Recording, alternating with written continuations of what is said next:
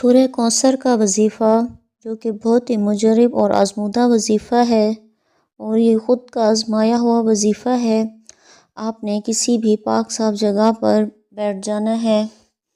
اور سورہ کوثر کو ایک لونگ کے 2 دانوں پر 313 مرتبہ آپ نے پڑھنا ہے۔ اول آخر درود شریف کے ساتھ آپ نے سورہ کوثر کو 313 مرتبہ پڑھ کر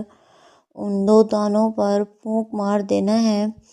اور اس کے بعد ان لونگ کے 2 دانوں کو کسی بھی